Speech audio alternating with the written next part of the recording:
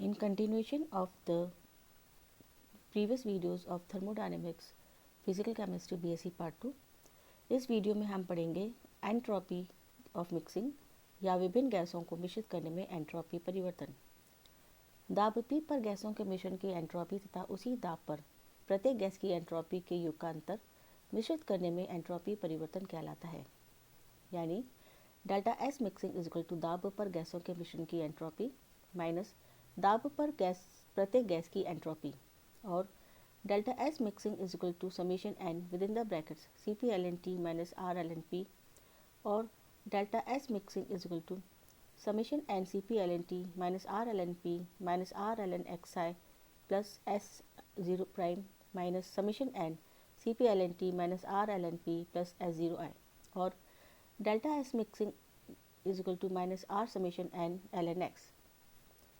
और हम कह सकते हैं delta S mixing is equal to summation delta S mixing is to R within the brackets n1 ln x1 plus n2 ln x2 plus n3 ln x3, और delta S mixing is equal to R summation ni ln xi, where ni is equal to मिश्रण में अवयवी गैसों के मोल की संख्या, where N xi is equal to मिश्रण में अवयवी गैसों का मोल फ्रैक्शन। मान लीजिए कि मिश्रण में कुल मोल संख्या n है, अर्थात n is equal to n1 plus n2 plus n3, और अर्थात 1 is equal to n1 upon n plus n2 upon n plus n3 upon n, और 1 is equal to n1 x1 plus x2 plus x3। अतः एक मोल गैसीय मिश्रण के लिए delta S mixing का मान delta S mixing is equal to minus R L N summation N I L N X I. चूँकि एक्स आई हमेशा फ्रैक्शन में होगा, अतः डेल्टा एस मिक्सिंग का मान हमेशा पॉजिटिव ही होगा। अब हम आते हैं ऊष्मागति के तृतीय नियम की ओर। अगर हम देखें कि स्थिर दाब पर किसी पदार्थ की एंट्रोपी के साथ परिवर्तन को निम्न समीकरण द्वारा दर्शाया जाता है, जैसा कि हम पहले भी देख चुके हैं, D S is equal to C P T upon D T. माना कि एक ठोस को 0 केल्विन से टी केल्विन तक स्थिर दाब पर गर्म किया जाता है, और जो ताप टी है वह ठोस के गलनांक से कम है। इस प्रक्रम में होने वाले एंट्रोपी परिवर्तन को ज्ञात करने के लिए समीकरण ए को ताप 0 से टी ताप की सीमा में समाकलित करने पर delta S 0 to T integrating within the limit 0 to T S is equal to integrating within the limit 0 to T C P upon T D T, और S T minus S zero is equal to integrating within the limit 0 to T C P upon T D T, और S T is equal to S zero plus with integrating within the limit 0 T C P upon T D T. S zero शून्य परम ताप पर यानी अब 0 kelvin पर entropy का मान है, जो कि एक हाइपोथेटिकल मान है, और एस टी टी केल्विन पर एंट्रोपी का मान है। चूँकि सी पी अपॉन टी का मान हमेशा पॉजिटिव होता है, अतः उच्च ताप पर एंट्रोपी का मान एस जीरो के मान से अधिक होगा। अगर हम देखें तो मैक्स प्लैंक ने 1913 में प्रूव किया था कि प्योर यानी 100% क्रिस्टलीय पदार्थ के एस जीरो के मान शून्य होते हैं, जिसे ऊष्मागति का तृतीय नियम भी कहते हैं। अगर हम देखें ऊष्मागति के तृतीय नियम की परिभाषा, वो है कि शुद्ध एवं पूर्णतः क्रिस्टलीय ठोसों की एंट्रोपी का मान शून्य परम ताप पर शून्य होता है। ऊष्मागति के तृतीय नियम का गणितीय रूप समीकरण 13 द्वारा दिया जाता है। Delta S limit temperature tending to 0 is equal to 0, यानी यहाँ पर T बराबर 0 है और S भी बराबर 0 है।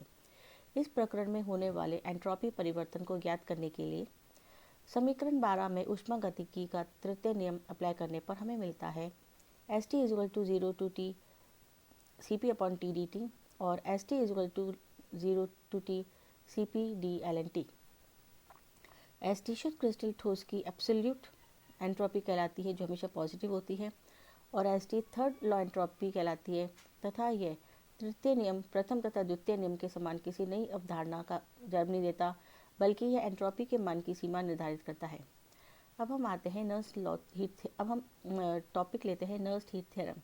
जूल थॉमसन ने डैनियल शेल के लिए डेल्टा जी व डेल्टा एच दोनों पदों का मान समान बताया।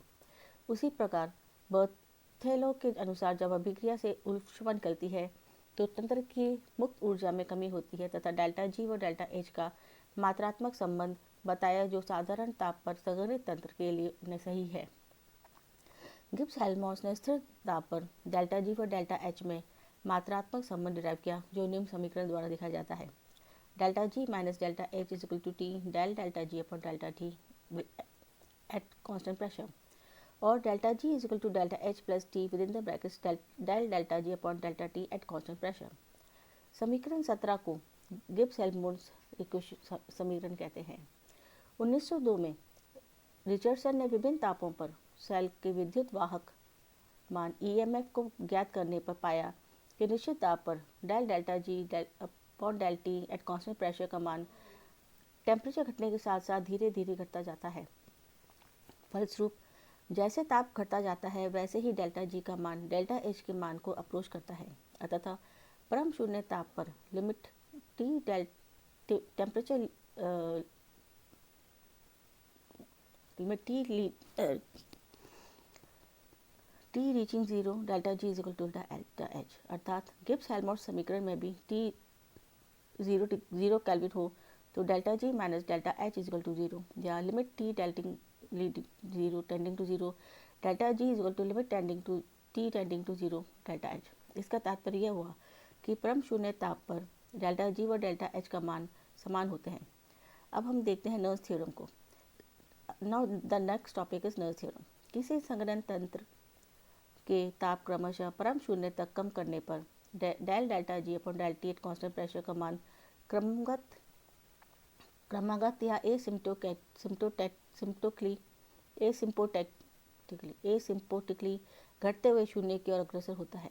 इस सिद्धांत के अनुसार परम शून्य ताप पर न केवल डेल्टा जी तथा डेल्टा एच के मान परस्पर समान हो जाते हैं बल्कि परम शून्य के निकट आने पर वे एक दूसरे की ओर अग्रसर होते हैं। फिगर 1 में यह आचरण ठोस रेखाओं द्वारा प्रदर्शित किया जाता है, न कि अपूर्ण रेखाओं द्वारा, जो कि परम शून्य पर धीरे धीरे न होकर तीव्र गति से आकर मिलते हैं। नर्स के सिद्धांत का गणितीय रूप भिन्न समीकरण द्वारा दिया जाता है। Limit T tending to zero del delta G upon del T at constant pressure is equal to limit T tending to zero del delta H upon del T at constant pressure is equal to zero. Nernst टूशम सिद्धांत का निष्कर्ष: हम जानते हैं कि del delta G upon del T at constant pressure is equal to minus delta S, लेकिन Nernst के अनुसार परम शून्य ताप पर del delta H upon del T is equal to zero. अतः limit T tending to zero is equal to zero.